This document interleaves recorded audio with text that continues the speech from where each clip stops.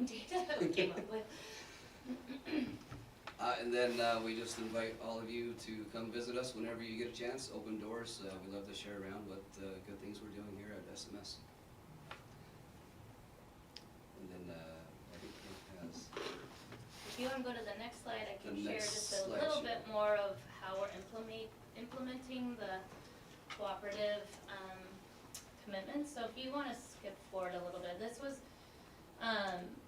just from our back to school leadership days. We started with this idea that we were going to be given this time to collaborate, but what were we going to use the time for? So the goal from our back to school was to understand the why for working in collaborative teams, agree to the collaboration expectations, and then start planning, because they were gonna have this planning time regularly, but we wanted them to get started for those first couple weeks of school. If you wanna flip forward, Kayla. You can keep flipping forward. Just go up and flip. If she I'm does this flipping. is- Just tell me when to you stop. go. I'll just look at this one. Go one more. So we looked at all the data and why we would need to really start planning for each of our kids, and why it's important to look at each kid individually. But then we really focused in on our schedule. So with our new schedule, we have time built in for planning together. Our planning is their individual time when they can plan their own lessons, but we also gave them a little extra planning time built into this schedule. And we specifically said that we were giving them that time so that they could really start to develop those unit plans for our PLC work. So there was a little bit extra time built in, but we also said with that, we really want to see up the level of what you're doing in your planning time to see a unit plan actually develop with some of the set things that we're trying to do in PLC work, like having our priorities of where our learning what am I looking for? The scaffolding, proficiencies. Those kinds of things really broken out. Then we have a co-planning time. We are at the middle school really moving into a full inclusionary model with our kids who have IEPs. And so with that, there needs to be time for the teachers that are working together to provide that special design instruction to actually plan it together. So they actually have built into their schedule time for our special education teachers and our general education teachers in math and ELA to be able to plan together. So that was a really important part of our schedule, is that they would have that time together. Then we have team time. So each of our grade level each of our staff has grade level team. Unfortunately, our elective teachers can't meet in the grade level team. It's just our core teachers, just because there's somewhere, the kids have to be somewhere when the core teachers are meeting, but they keep them looped in through other communication methods. So our core teachers, we have 5 core teachers, plus our special education teachers, and they meet for team time 3 times a week for a half-hour block of time, and each of those 3 days. So 5 days a week they have planning time. 2 of them they get longer planning time. 3 it's split from their 50, and then 30 for their teaming time. And then lastly, we have our PLC, or Early Release Friday time, which is more of our vertical teams. So that's when our content, so our 6th, 7th, 8th math can meet together, and our special education teacher in math can meet together, and same social studies, ELA, so forth. So we have both built into our schedule, and it's made a really huge difference. You can go ahead and flip forward one. So we started with really defining what our mission was going to be at our school, what our vision was for how we wanted that to look when it was all played out. Then we came up with our commitments, and then we're starting now to set our goals, and they have team goals that they have to set, as well as content goals and individual goals. So you can flip forward again, Caleb. So I don't know that we need to go through all this. So you guys can see our mission statement and our, we just put it all on our website because we were pretty excited to get that all done. We started that work last year and we finished it at the beginning of this year. So these were our collaboration expectations that we all agreed to as we do that team time, but also our PLC work on Fridays. That they would bring evidence of student learning, and we're hoping hoping to eventually get to the point where it's from the last 5 days, so it's very relevant and in the moment. They're analyzing that evidence together. So even though our teachers are basically working either teaching different contents or they're teaching in a different grade level, they're still able to collaborate around what is that evidence telling us. So they're sharing the strengths of their students, and then they're also sharing like where they're struggling, and they're really supporting each other. And then they're coming up with a plan of what to do. If kids didn't meet the expectation of that learning target that they were working on, how can we give them additional time or a reteach of that curriculum, some kind of supports and let them retake it, or if they did meet it, how can we give them some extension to really push them onto the next level. Then agree to what they're gonna work on next, or what the next learning target is and how that's gonna look, and then start planning for what their best instruction. So as they're starting to really talk about strategies that work and patterns of where kids are having mistakes, and then they're really discussing those strategies that seem to be working, they're actually making plans for how to improve the instruction moving forward. And this has been really exciting. Our grade level teams, they've been focused, they're setting, like I said, goals in each different grade level, and they came up with them on their own. They decide, as long as they follow one of the 4 PLC questions, then they choose kind of what they're working on at that time.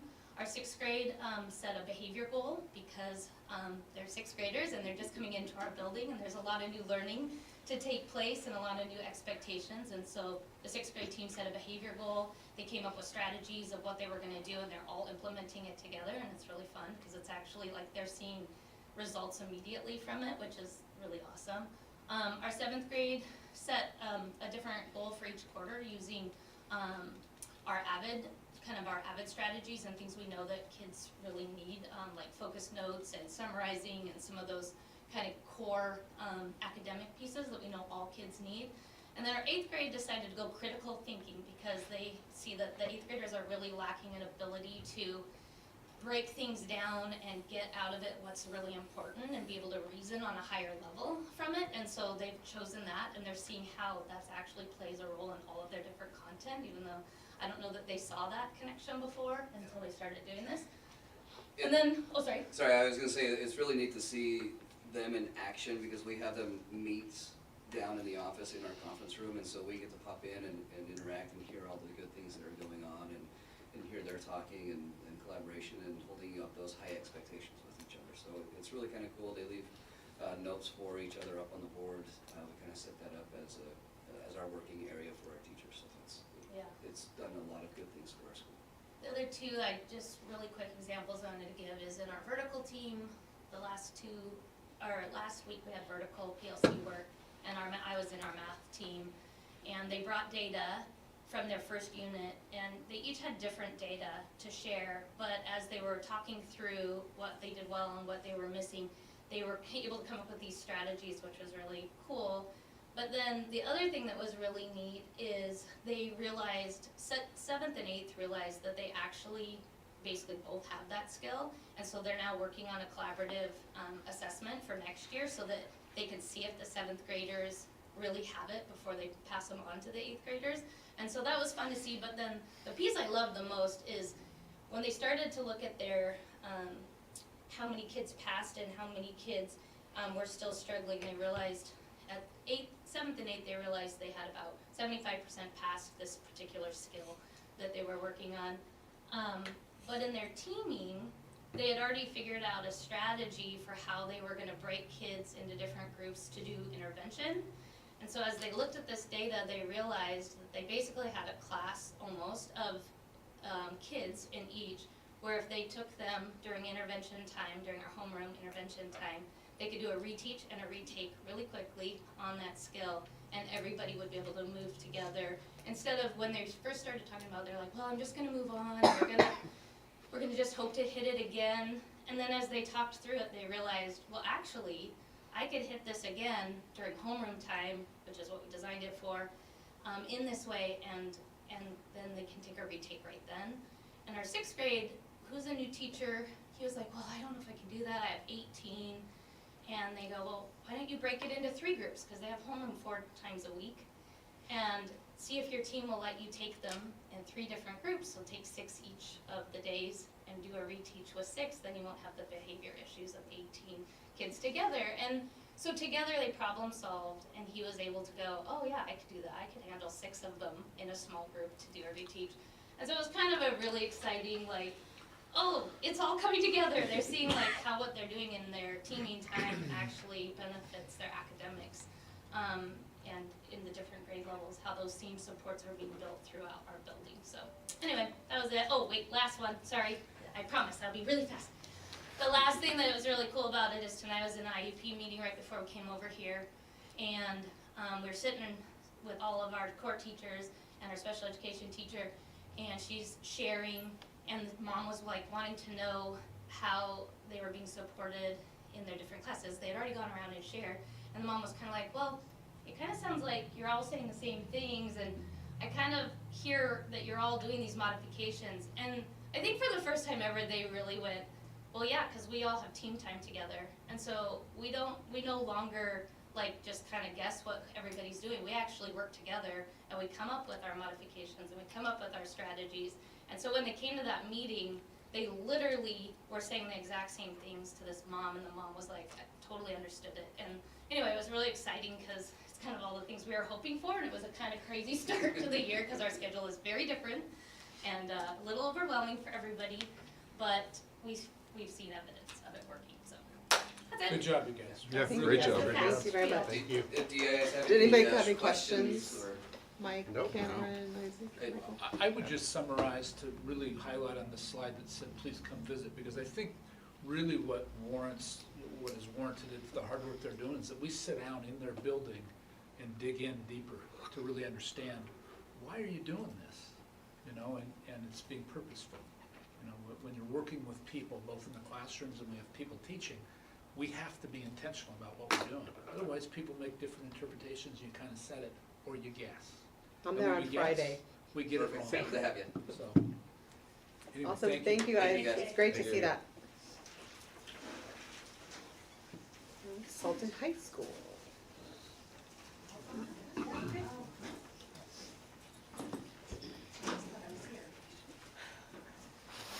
Good evening, board. I'm Sarita Whitmire-Ski, principal for Sultan High School, and I have an amazing team of teachers and administrators here with me because it's not a Sarita show. It's not about the administration. It's about the team that does the work. And so I invited them to come up and share with us and you guys the work that we are actually doing at Sultan High School.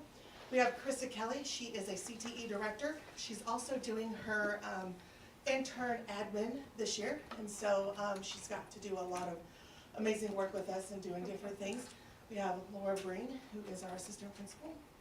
We have Michelle Fuller, who is one of our math teachers. We have Brandy Varnell, who is HOSA and teaches sports med and health in our building, and does a lot of other things too. And in fact, they'll share with you some of the other things that they're doing when it comes to that when we start talking about our moving to our 4-day period. All right, go ahead, Cam, if you would. So our school improvement plan started 3 years ago when we started with accreditation. And we've improved over the years. In fact, we had 3 different areas that we were working on, and one of the third area that we were working on that had to do with mental health and SEL.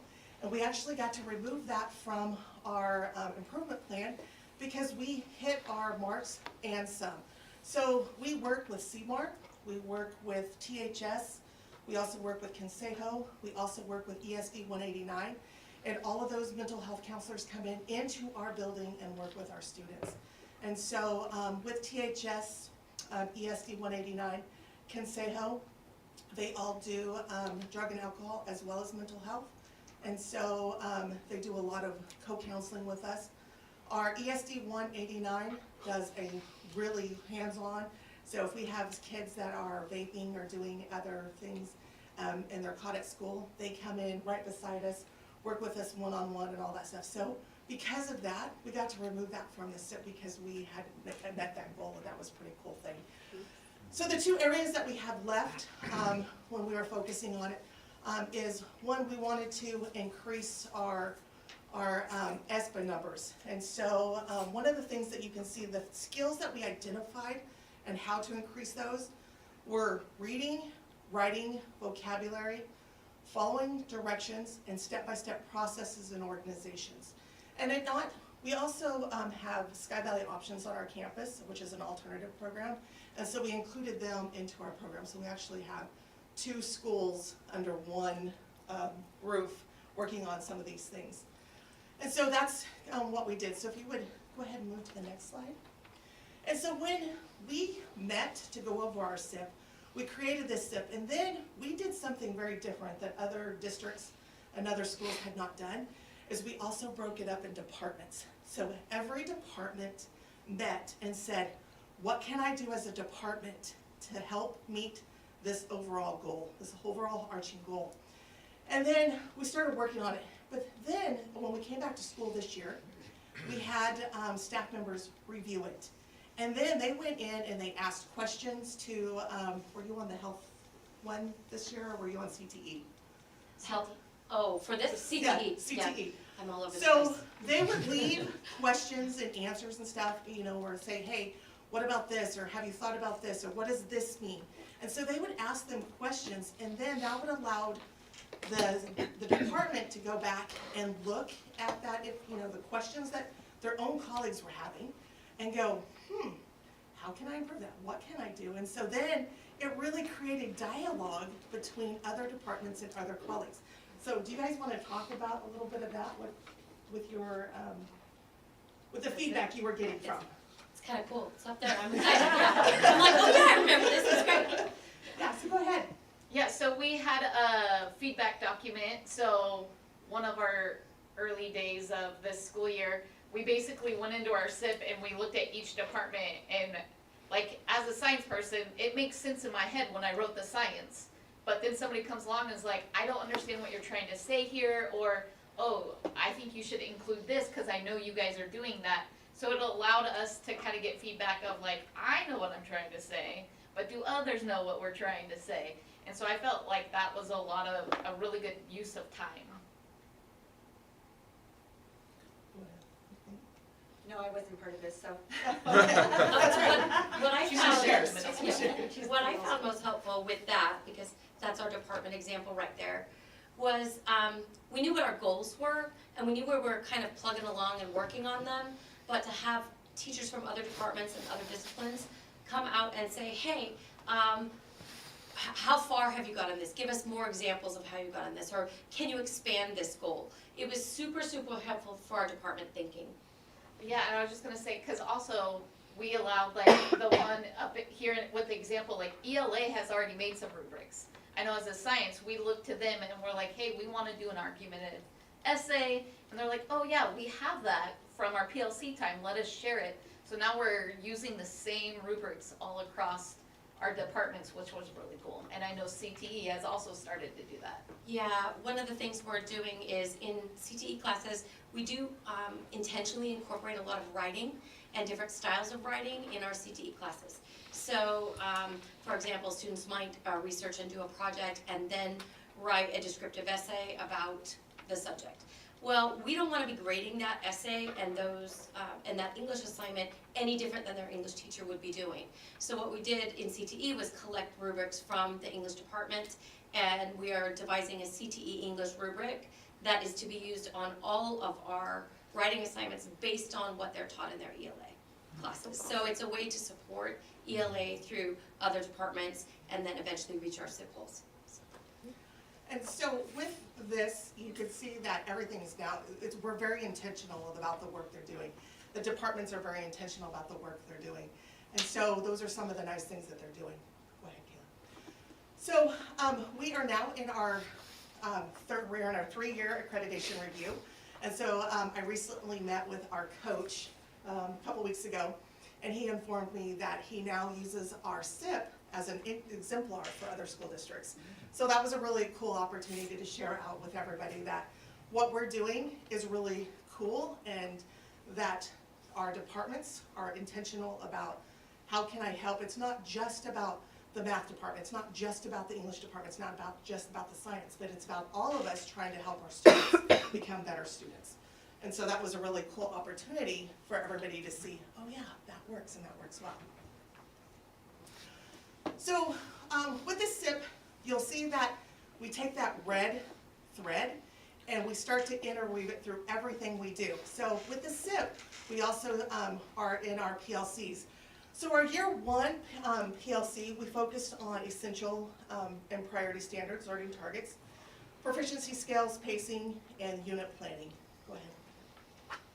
And so how did that tie into that? So during our PLC time, we met with departments, they met, and they figured out what their essential standards are. And then from their essential standards, so their priorities, so they're anywhere from 7 to 10 priority standards. And then they started breaking that down into unit plans. They want to talk about that? So far in math, we have managed to build in algebra the first 4 unit plans, roughly. And now we're working on common assessments. In geometry, I know we're in our unit plan. We have 3 for the end of the year, and we're in our first 2 for the beginning of the year. So I'm working with the geometry teachers to build that out and come up with some common assessments there. And then we have to move into algebra in the upper level classes, or algebra 2 in the upper level classes. But right now, we're just focusing on the 2 core classes.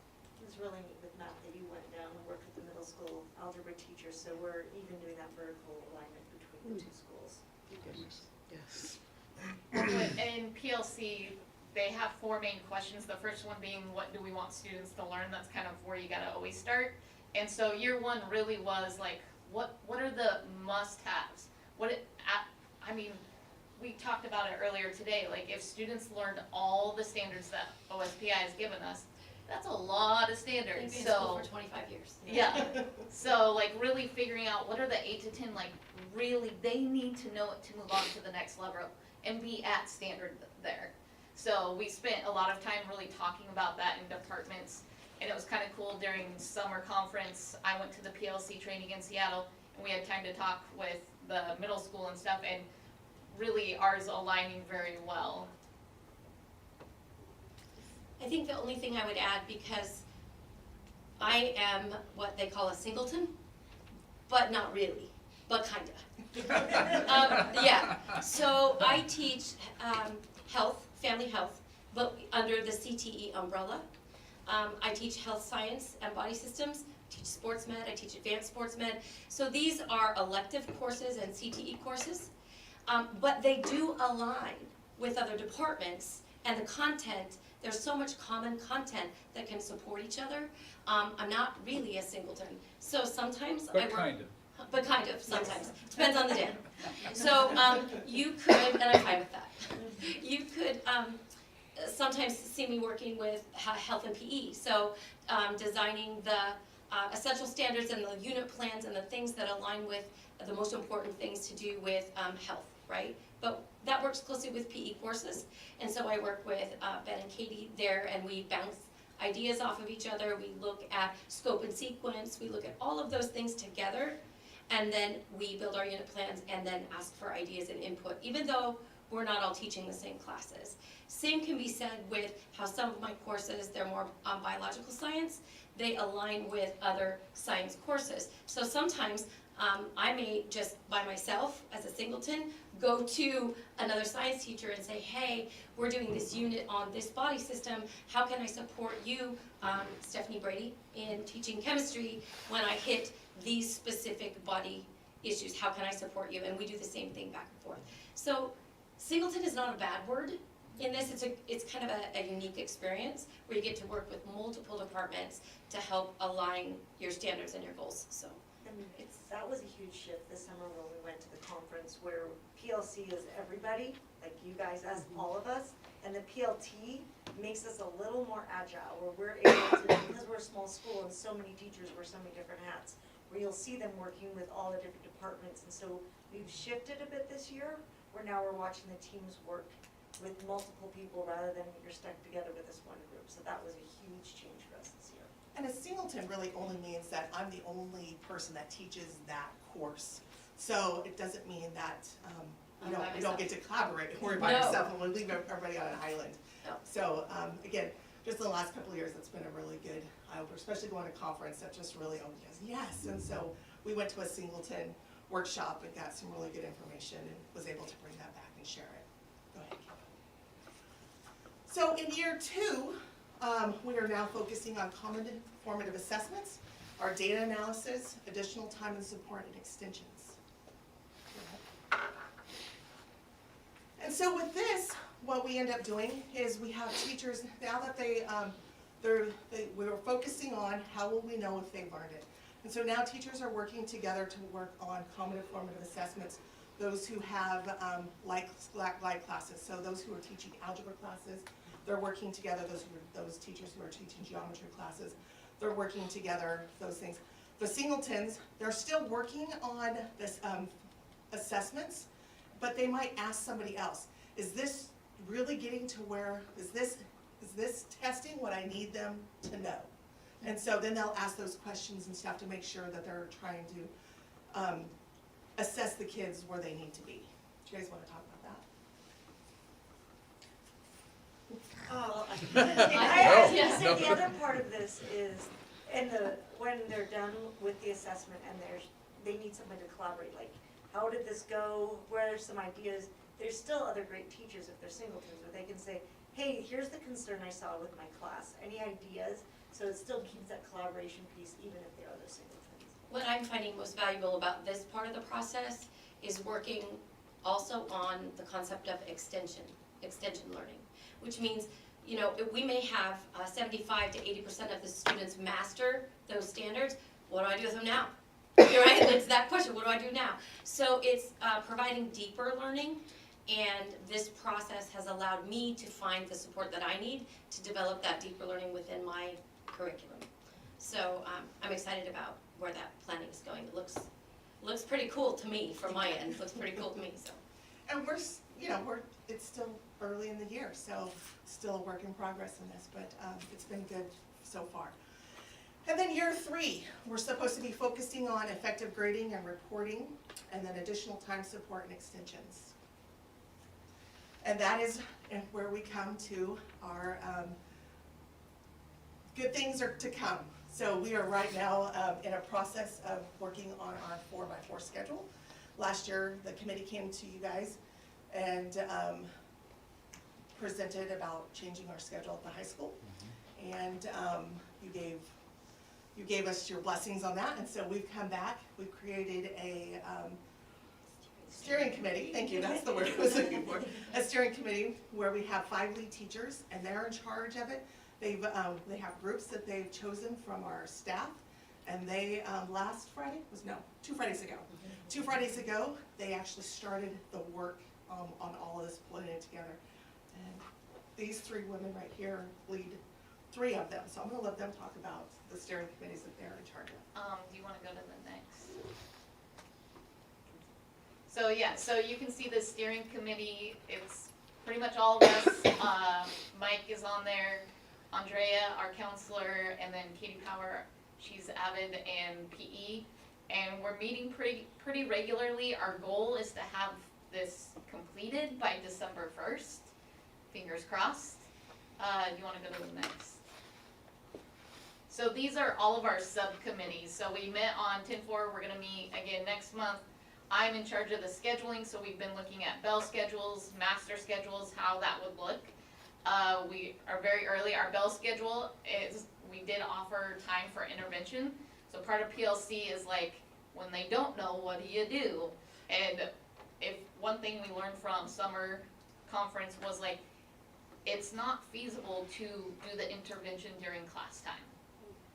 It really is important to have it as an extension, has to be during the daytime, and it needs to be built in so all students are receiving it that need it. So we've been focusing on the bell schedule and trying to create that, and then we'll look at our master schedule. I am responsible for professional development. So gathering up what is it our staff needs to be successful going forward for the 4x4. So my team and I were, and it was great having a team that didn't know they were gonna be on my team, because they brought all of their questions, and so we wrote them down, and we're putting together some teachers want to go see it in action, others would like to do a book study, a few people would like to see a video type of training. Others would like to jump in and have somebody come in and, you know, give them feedback and tips. And so we had all sorts of different ideas for professional development. So we're putting together a staff survey to see where the whole staff is at. Some of us have taught 4x4 before, most of us have not. So it'll be quite unique to see what we come up with. So I head up the Stakeholder Communication Committee, and really our job is to identify who are the stakeholders in this new system that we're gonna just roll out, right? And it's really every single group you can possibly think of that's involved, from you to the student, right? To the parents, to the community, to the staff. Every group has a separate set of concerns and questions and needs to be well informed as we roll out this 4x4 schedule. So my group met, and what we did in the first meeting was brainstorm potential questions from each stakeholder group, and then also plan to actually survey these groups and collect their questions up front. What we'd like to do is kind of mine for questions and find those answers that they find valuable, and then bring that feedback to that group. We are looking at holding some parent and student information nights. We identified different groups that need to be taught or brought into this idea differently, because their concerns are gonna be completely different. When you're talking about students that are coming from the 8th grade up, they might not really talk about this schedule because you've made so many changes in your schedule. And I'm so excited to hear that your intervention time is working. I wanna know how that's working, so, side note. But when you think about our students who are gonna be seniors next year, they are a completely different basket of apples.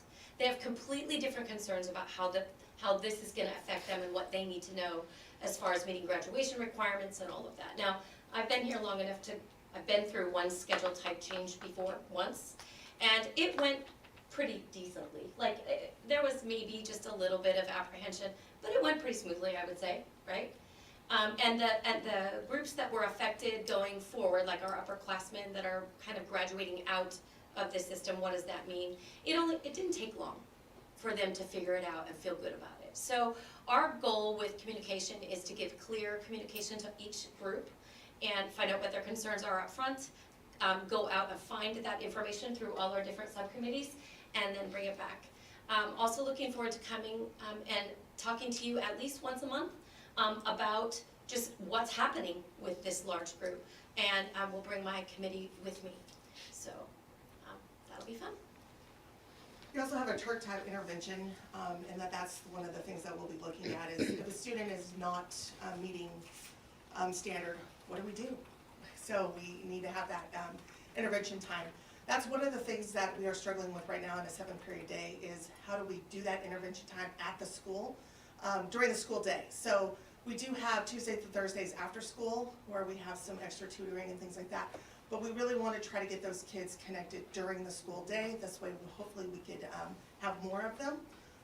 And then we also have the No-Fail Friday, very similar. So the nice thing is that you'll see lots of similar things between the middle school and the high school, is because we've been collaborating, and it's been awesome. With the middle school and high school, we've been collaborating a lot of things with our PLCs, talking about the schedules and different things that we're doing. So you'll see a lot of things that we are really on board with, and it just helps when our students transfer from one school to the next. It's not as difficult for them to make that change. So, and we're seeing it in our freshmen this year because of some of the things they've already done. When the 9th graders have come up to the high school, it's been a nice transition, and it's not so hard to adapt. So, thank you, middle school. I saw way Appreciate that. less culture shock this year from the 8th graders that came up to 9th grade classes than say the year before. It's remarkable, so good work. So just the collaboration even amongst the secondary school has been really nice since we've started all of the PLC processes and working together as admin and our staff. And any questions? I loved everything I heard from both groups, and I would just wish that we could make every single parent sit down and listen to both of these. So maybe we can put these presentations like on Facebook and stuff, because it's important, like, this is what we know you guys are doing, but it would be great if everyone else knew it as well, so. So my team is working on parent communications, and we do have we have some parent-teacher conferences coming up soon. So one of the things we want to do is also involve our parents and families in asking their questions. So we were hoping to have, you don't know this yet, so I'm just gonna tell you right now. We were hoping to maybe have a little area there where we could give them information about a 4x4 schedule and also give them a survey so we can have their written questions, and then we could give good, valuable feedback to our parents as well. So it doesn't feel like, oh, we're doing what? They know it's coming. They know it's coming from the beginning of school this year until we register for next year. It's exciting to see this going from the scheduling committee, like, that we did all that work, and then to see it actually happen, so. Do you guys have questions, Cameron, Mike, Isaac, No. Michael? Okay. So the Turk time intervention, is that where some of the shared collaboration time will be built in? Okay. Great job, you guys. I mean, Thank you guys the all for reports on the coming. concept to, actually seeing it start to evolve, you guys are making a difference. And middle school, high school, you guys are doing great, so, thank you. And I think having the support, we've dabbled in PLCs for a long time, but not the support we have now, where you can really dig in and make a difference and not have sort of hidden little pockets of doing well. It's more of a system change than it is a little bit, and you can, watching these, you can see it. You know? And the invitation to go to the high school and join me on some of those visits would be wonderful, so we can, you can go a little deeper. But good job, guys. Thanks, everybody. Thank you. All right, approval of resolution for 180-day waiver and school conferences. I've read everything. Did anyone have, He's got a hard time. Yeah, I gotta run, so, can I pre-vote? By proxy. I already know, by proxy, sure. I already know, I've read through. yes, by proxy, so you're a yes on that, and then what about I'm a the, yes on the 180. we're gonna talk about locker room, you're good with that, so we're I'm not good with the really locker room, and I'm Okay. good with the 40/40. Okay. Get out of here. Thank you. Thank Good you. one, man. See Do you wanna bang the gavel before you leave? I'm gonna steal that from him. It's gonna be in front of me the rest of the time. So, the 180-day waiver, do we have a, So I'll Did everyone answer any read it over? questions. I'll just tell you, this goes back a long time. We've done this. I think we did it every couple of years we did it. The reason why it's coming up now is typically there's been communication between the school districts and OSPI, and they're still working at home in a lot of cases, and we just received an email saying, you've got to update this. We don't have an updated process. And so somewhere, it's my responsibility, somewhere in the transition between Cassie Plummer and Kayla and myself, this wasn't a big part of being on our radar. We're currently in year 23, or part of what you'll see there's 23, 24 in there to approve that. But we extended a couple, or 24, 25, we extended a couple of years with draft calendars, because we'll have to address those in the whole bargaining process. But we meet the average annual hours, which is 1,027. We actually have 1,032 average. It's both the elementaries are the same. Middle school's got the most, and then high school's a little bit less. The reason why they came upon 1,027 is this became an issue when I started talking about the Basic Education Act. And as OSPI started to assess different school districts, they realized everybody's got different hours. There was no way to really apply one metric to everybody, because in some districts that had quite a bit less, it would have been a huge cost to add the time and the staff. And so they added the average of 1,027 rather than saying, elementary schools K5 or K6 need to be this, secondary schools 612 need to be that. So the way our waiver works is we do 4 days for parent-teacher conferences, 2 in the fall, 2 in the spring, and 2 days of waiver that are used for professional development before the school year starts. I fill out an application, talk a lot about what these guys talked about tonight, as far as, what are you doing with these days, and can you see a difference? so we had all the info in our packets, did you guys have questions on any of it? Like, Isaac, anything you need answered before we vote? can I get a motion to approve the resolution for 180-day waiver and school conferences? My motion to approve the minimum. Which one here? Right here, 180-day. Approval of resolution of 180-day waiver in school conferences. All in favor? Aye. Aye. And we had Michael voted aye also. Opposed? All right, passes. Approval of resolution for policy 4040. Now, this is to add this particular resolution to that policy and procedure. Does anybody have any questions? No, no questions. With no questions, can I get a motion to approve, approval of resolution for policy 4040? Motion to approve policy 4040. All in favor? Aye. Aye. Michael also said aye. Opposed? All right, approved. We are going to discuss quickly locker room. Did you guys get the info? Take a look at the cost for the changes in the locker room. I think I forgot to text you to give you a heads up that I sent a newsletter. And that in the newsletter was, I believe, both cost, I think the model of partition that are recommended, there's different ones you can do. I suggest that we just follow this one. It adds, the locker rooms have been measured, but they've been costed out so that we can just move forward with giving people a sense of privacy, security, and those kinds of things. We will accompany that, and I think the high school will be down the road a little bit on this, with some procedures, meaning that kids that aren't comfortable changing in one environment, they can be given access to a private restroom if they want. We also will make recommendations that is a first point that some, take up that deal. But nevertheless, it's to make sure that we have a safe and orderly operation in our locker room and our restrooms, so that it's people feel comfortable. It was on his update. I'll read it out. So if you guys didn't see it, this is the estimated cost for creating permanent enclosed changing stations in SHS and SMS. The middle school for the boys it's $6,800, girls $2,600. Big difference. The high school varsity it's about $11,000 for each, and then it's PE $8,200 each. So we just need to tell Dan that we want him to move forward with doing that, unless you guys have questions or issues with it.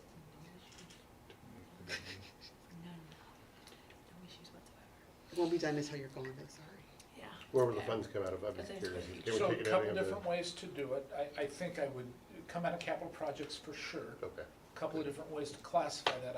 I would say Department of Natural Resources is that's where I would say to start with. That's where we will work from.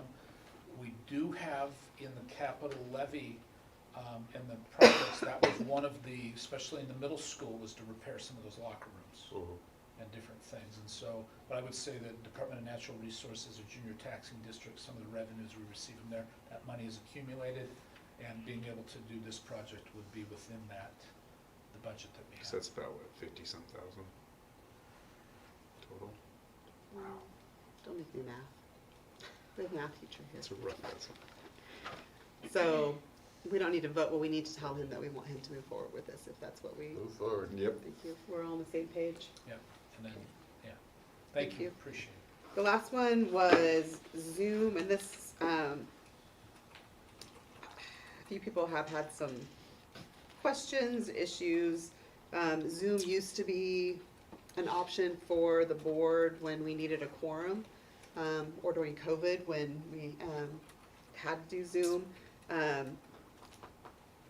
There's been some issues brought up about how it might be being used. It's difficult to do a meeting when you have somebody on Zoom because there's the delay, and it's not as cohesive as it is when everybody's in person. It does not flow. It doesn't flow as well. And then if people kind of get in the habit of using Zoom and always being on Zoom, then it's a little difficult. So we wanted to discuss adding maybe some guidelines for Zoom use. that maybe, you know, we use it if we need a quorum. What are you guys' thoughts on that? It has its pros and its cons, but there's a lot of, I'm hearing mostly cons from people. You're asking, What, do you have thoughts about it? Like, do we, I think we should only use it if we desperately need it. That's the, Mike, Agreed. Cameron? Yeah. So I think maybe we can add that to our board protocols. That'd probably be a good spot for that. Some guidelines on what to do with it. Yeah, we can come up with maybe a policy even, Kayla, that could be for your policy committee. So, it's just, you know, cause it's hard, cause you have somebody on Zoom and they might be doing something, I know, cause I turned mine off last time, every time I had to cough, and then it's distracting. But, I think if we need a quorum, then obviously we need to do it, so, but, awesome. And then, just in summary of our workshop, we went over the, assessment stuff.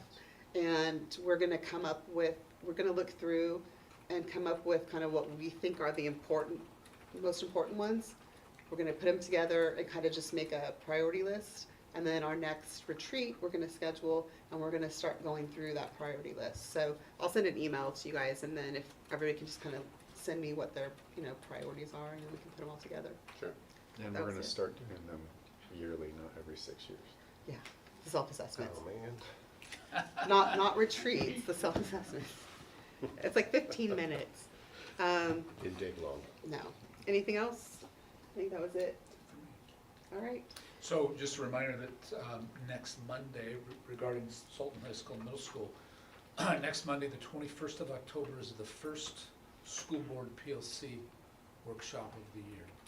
So we'll watch them, you know, on Zoom in person, which is preferable, so we can go into the breakout rooms and discuss, or we can watch the taped version. So if you can do it at the times that are listed, let Kayla know probably, because if we can do it, if we can all be in the same one, it's better, because then we can talk during it, if not. It'll help provide a little more context for what these guys are talking about, and really kind of talk about what's the board's role in this whole process.